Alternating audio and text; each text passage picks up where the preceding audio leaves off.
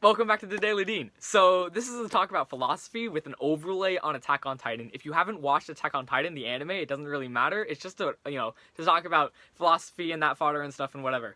And so in that anime, we follow a protagonist, Eren Yeager, who is whose nature is to desire freedom and to seek out, the prison that is his home, because his home is surrounded by these giant walls that crowd around him, that shroud him. So when he joins the military in order to escape the walls and fight the monsters who terrorize his people, these monsters being Titans, hence the name Attack on Titans, Attack on the Titans.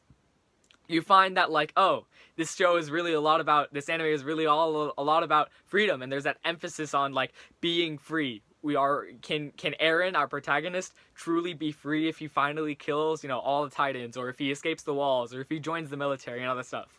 So I saw this awesome comment on this video, on this clip, that said, yo, Eren is a prisoner to his own desires of freedom, making him less free. Because if all he's seeking is to be free from his walls, from the monsters, from the people attacking him and his friends, that doesn't make him free. So I was like, yo, that is a crazy point to talk about.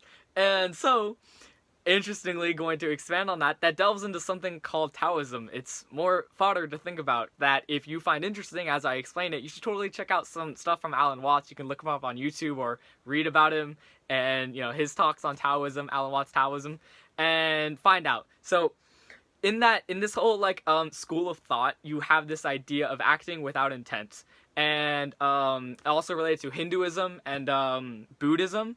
If you act without intent, you are doing what's in your nature. And so it's kind of in contrast to, some other religions, for example, Christianity might emphasize, acting good for, getting into heaven or to avoid hell or, other stuff.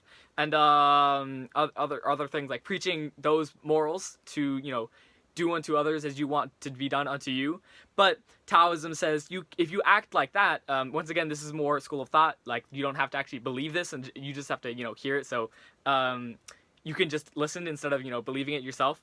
If you act with the intention of receiving back goodness, then that means that you're not really worthy of that goodness, because the only reason you're being good is to receive that back, and that's inherently selfish. So that's Taoism. And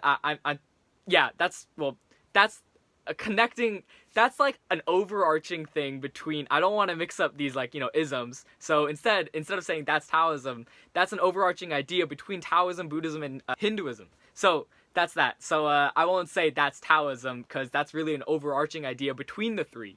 And so if you act without intent, like Eren would, then you're doing what's, once again, in your nature. So Eren's nature is to be free. He wants to be free, or be the most free that he could possibly be, which does not technically make him as, a prisoner of his own desires, as someone might argue. So if you consider how this is spoilers for season 3, so if you haven't watched season 3, mute, go away.